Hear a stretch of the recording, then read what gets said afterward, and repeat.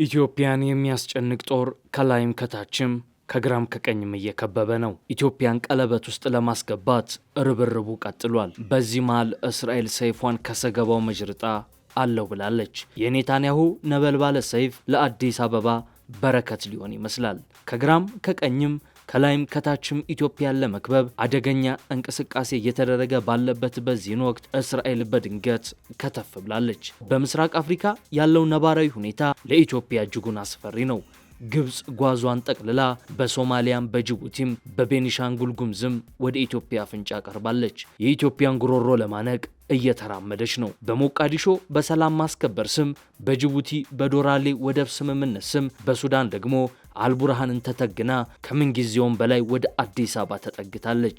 የትንፋሿ ግለት ፊንፊኔ አንገት ስር እየነፈሰ ነው። ወቅቱ ለኢትዮጵያ በእንዲህ መልኩ አስጨናቂ በሆነበት ሁኔታ ኔታንያሁ ከተፍ ብለዋል። አብይ በቀደዱት ቦይ ኔታንያሁ ከሀርጌሳ ሰማይ ስር ነክሰዋል። የእስራኤል እውቅና ለሶማሌላንድ በረከት ሆኗል። ለቀጠናውና ለኢትዮጵያ ግን በረከትነቱ ገና አለየለትም። ሀርጌሳ ግን ፍንጠዛውን ተያይዘዋለች። ሀርጌሳ ስትፈነጥዝ ሞቃዲሾ አንገቷን ደፍታለች። ሶማሌላንድን በደስታ ያሰከረው የአይሁድ ወይን ለሶማሊያውያን ግን እብደት ሆኗል። በእርግጥም ይህ የእስራኤል እርምጃ ቀጠናውን አደባልቆታል። ከአንካራ እስከ አስመራ፣ ከካይሮ እስከ ሞቃዲሾ፣ ከሪያድ እስከ ኢስላማባድ፣ ከቤጂንግ እስከ ጅቡቲ ተቃውሞ እየተሰማ ነው። አዲስ አበባ ግን ስክነትን መርጣ ዝም ብላለች። አሁን ጥያቄው ይህ የእስራኤል እርምጃ ለኢትዮጵያ ምን አይነት አንደምታ አለው የሚለው ነው። የሶማሌላንድ የሉዓላዊነት አገርነት የእውቅና ጥያቄ በአውሮፓውያኑ 1960 ከብሪታንያ እንዲሁም ደቡባዊቷ ሶማሊያ ከጣሊያን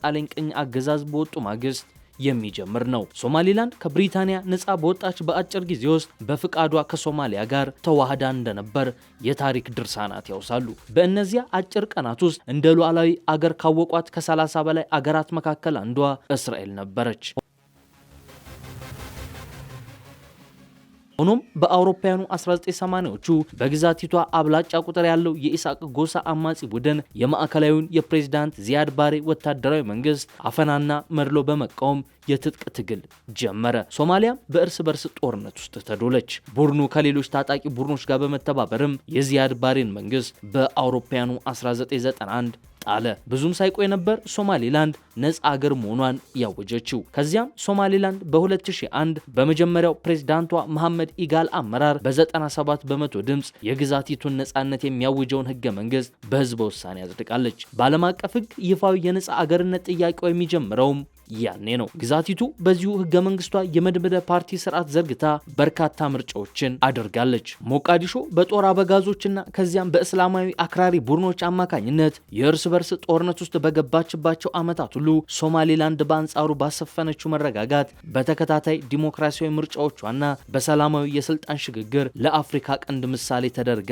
ስትቆጠር ነው የኖረችው። ግዛቲቱ ለዓለም አቀፍ እውቅና መስፈርቶች የሆኑት ማዕከላዊ መንግስት፣ የጸጥታ ኃይል፣ የታወቀ ድንበርና በግዛቷ ውስጥ የሚኖር 5 ሚሊዮን ያህል ህዝብ ቢኖራትም እውቅና ለማግኘት ያደረገችው ብርቱ ጥረት ግን ሳይሳካ ዓመታት ነጉደዋል። ለዚህም የሶማሊያ ብርቱ ተቃውሞ፣ የቀጠናዊና የዓለም ሀያላን አገራት ተቃራኒ ፍላጎቶች እንዲሁም የቅኝ ግዛት ድንበሮች ጸንተው እንዲቀጥሉ የሚጠይቁት የአፍሪካ ህብረትና የተባበሩት መንግስታት ድርጅት ቻርተሮች በምክንያትነት ይጠቀሳሉ። ሆኖም ግን የሶማሌላንድ መሪዎች የዚያድ ባሬ አገዛዝ በህዝባችን ላይ ከፍተኛ የሰብአዊ መብት ጥሰት አድርሷል የሚለውን ትርክት የአገርነት እውቅናውን አስፈላጊነትና ዓለም አቀፉን ማህበረሰብ ለማሳመን እንዲሁም ከሶማሊያ የተለየ ስነ ልቦናና ማንነት ለመገንባት እንደተጠቀሙበት ታሪክ ያወሳል። ሀርጌሳ ላለፉት ዓመታት እውቅና ባታገኝም በተለይ ከኢትዮጵያ፣ ከተባበሩት አረብ ኤምሬቶች፣ ከብሪታንያና ከታይዋን ጋር ጠበቅ ያለ የንግድ የኢንቨስትመንትና ጸጥታ ግንኙነት መመስረት ችላለች።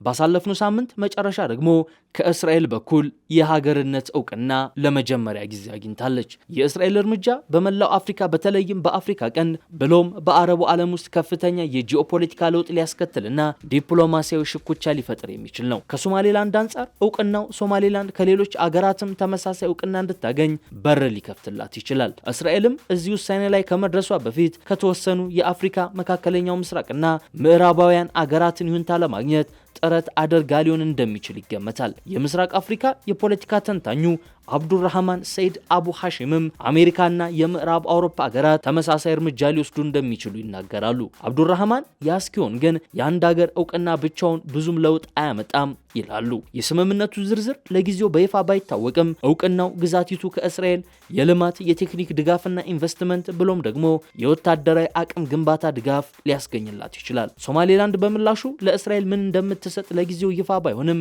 የጋዛ ፍልስጤማውያንን ተቀብላ ለማስፈር ከአሜሪካና ከእስራኤል ጋር በሚስጥር ተስማምታለች የሚሉ ዘገባዎች ከወራት በፊት ወጥተው ነበር። የሶማሌላንድ ባለስልጣናት ግን በወቅቱ መረጃውን አስተባብለውታል። እስራኤል እውቅና በሰጠችበት ይፋዊ መግለጫዋም ላይ ይህንን ጉዳይ አላነሳችም። ሶማሌላንድ እውቅናውን ያገኘችው ከፑንትላንድ ይገባኛል ጥያቄ የምታነሳባቸውን ሰናግ፣ ሱልና ካይን በተባሉ ምስራቃዊ አውራጃዎች ከሶማሊያ ጋር መዋሃድ የፈለጉ የዶልቤንቴ ጎሳ ሚሊሻዎች ከግዛቲቱ ሰራዊት ተዋግተው ካሸነፉ ከ2 ዓመታት በኋላ ነው።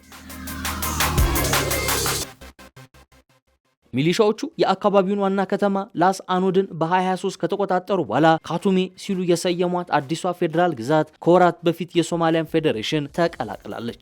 በተለይም የግጭቱ ደም አፋሳሽነት በሶማሌላንድ የእውቅና ጥያቄ ላይ ጥቁር ነጥብ ጥሎ እንደነበር የሚታወስ ነው። በዚህ ሁኔታ የሶማሌላንድ እጣ ፈንታ አጣብቂኝ ውስጥ እየገባ በነበረበት ወቅት ላይ ነው እስራኤል ይህንን እውቅና ለሀርጌሳ የቸረቻት። የሶማሌላንድና የእስራኤል ስምምነት በተለይም ወታደራዊ ትብብርን የሚያካትት ሆነ ሶማሊያ በቀጥታም ይሁን በተዘዋዋሪ በውክልና ግጭት የመዳከም እድል ሊፈጥርባት እንደሚችልም ተሰክቷል። ተንታኞች እንደሚሉት የእስራኤል ወደ አፍሪካ ቀንድ መምጣት ለግብጽ እርግማን፣ ለኢትዮጵያ ደግሞ በረከት ነው ይላሉ። ግብጽ በአፍሪካ ህብረት የሶማሊያ ድጋፍና ማረጋጋት ተልዕኮ ውስጥ የሚሳተፉ 5000 ወታደሮች ለማዋጣት ቃል መግባቷ ይታወቃል። ሀገሪቱ በዚህ ተልዕኮ ሌላ ተጨማሪ 5000 ወታደሮችን በሶማሊያ ለማሰማራትም ወጥናለች። ግብጽ በሶማሊያም ሆነ በኤርትራና ጅቡቲ በኩል እየሞከረች ያለችው ኢትዮጵያን ለማስጨነቅና ድክመቶቿን ለመጠቀም እንደሆነ ፕሮፌሰር አደም ካሚል ይናገራሉ። የእስራኤል ወደ አፍሪካ ቀንድ መምጣት ሀገሪቱ ኢኮኖሚያዊ፣ ፖለቲካዊና ሌሎች ፍላጎቶቿን ማሳኪያ መንገድ የምታገኝበት እንደሆነ የሚገልጹት ፕሮፌሰሩ ይህ ለግብጽ ታላቅ ኪሳራ ነው ይሉታል። እስራኤል ለሶማሌላንድ እውቅና መስጠቷ ለግብጽ ትልቅ የዲፕሎማሲና ፖለቲካዊ ክስረት ነው የሚሉት ፕሮፌሰር አደም ካሚል ግብጾች ይህንን መቀበል ይቸገራሉ ይላሉ። በእርግጥም ያለፈው አርቡ የእስራኤል እርምጃ ግብጽን አስቆጥቷል። የሀገሪቱ ውጭ ጉዳይ ሚኒስቴር ባድር አብደላቲ የእስራኤልን ውሳኔ ተከትሎ ከጅቡቲና ቱርክ አቻቸው ጋር ወዲያው ነበር የስልክ ውይይትን ያደረጉት። ከዚህ ውይይት በኋላ በውጭ ጉዳይ ሚኒስቴር መስሪያ ቤቷ በኩልም መግለጫ ያወጣችው ግብጽ የእስራኤልን እርምጃ ኮንናለች።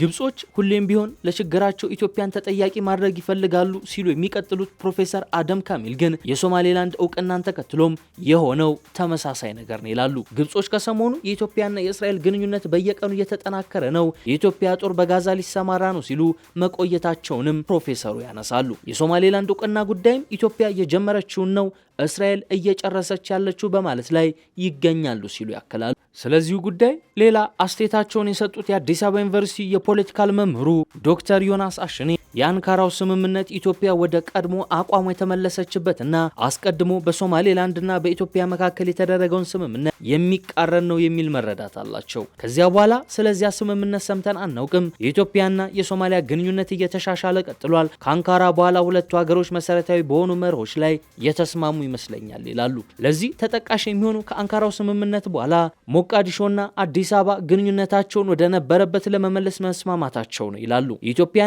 ሶማሊያ መሪዎች ባለፈው ዓመት ጥር ወር በአዲስ አበባ ከተገናኙ በኋላ በሁለቱም ሀገራት የተሟላ ዲፕሎማሲያዊ ውክልና እንዲኖር በማድረግ የሁለቱን ሀገራት ግንኙነት ለማጠናከር መስማማታቸውን አስታውቀው ነበር። ከዚያ በኋላ የኢትዮጵያና የሶማሌላንድ የትብብር ስምምነት ጉዳይ ለጊዜው ተከድኖ ይብሰል ሆኖ ቆይቷል። ሶማሊያ ሰሜናዊ ክልሌ ናት የምትላት የሶማሌላንድ እውቅና ጉዳይም እንዲሁ ጋብ ብሎ ቆይቶ ነበር። ይህ በእንዲህ እንዳለ ነበር እስራኤል ላለፉት 34 ዓመታት ራሷን ከሶማሊያ ነጥላ ለቆየችው ሀርጌሳ የነጻና ሉዓላዊ አገርነት እውቅና መስጠቷን በድንገት ያደረገችው። የአዲስ አበባ ዩኒቨርሲቲ የፖለቲካ ሳይንስ መምህሩ ዶክተር ዮናስ እስራኤል ለሶማሌላንድ የሰጠችው የነጻ ሉዓላዊ ሀገርነት እውቅና የምስራቅ አፍሪካ ቀጠና ለሁለት ለሶስት የሚከፋፍል ነው በማለት ይገልጹታል። እስራኤል በአካባቢው የራሷን ፍላጎት ለማሳካት የምታደርገው ጥረትና ከእስራኤል በተቃራኒ የሚቆሙ ሀገራትም የራሳቸውን ተጽዕኖ ለማሳረፍ የሚያደርጉት ፉክክር በአፍሪካ ፖለቲካ ውስጥ እውቅና ይሰጠን የሚሉ ትንንሽ ተገንጣይ ሀገራት እንዲበራከቱ ሊያበረታታ ይችላል በማለት ስጋታቸውን አስቀምጠዋል። ፕሮፌሰር ፕሮፌሰር አደም ካሚል ደግሞ የቀይ ባህር ደህንነት የተናጋው የዓለማችን ሀያላን ሀገራት ወደ አካባቢው ስለመጡ ብቻ አይደለም ባይ ናቸው። ቀይ ባህር ሞገሱን ያጣው ኢትዮጵያ ከቀይ ባህር በመራቋ ምክንያት ነው የሚሉት ፕሮፌሰሩ ቀጠናው እንዲረጋጋ ኢትዮጵያ የባህር በር ማግኘት እንዳለባት ያነሳሉ። የመካከለኛው ምስራቅ ሁለንተናዊ ደህንነት የሚረጋገጠው ቀይ ባህር ሰላማዊ ሲሆን በመሆኑ ኢትዮጵያ የግድ ወደ ቀድሞ የቀይ ባህር ቦታዋ ለመመለስ የጀመረችውን የዲፕሎማሲ ጥረት መቀጠል አለባት በማለትም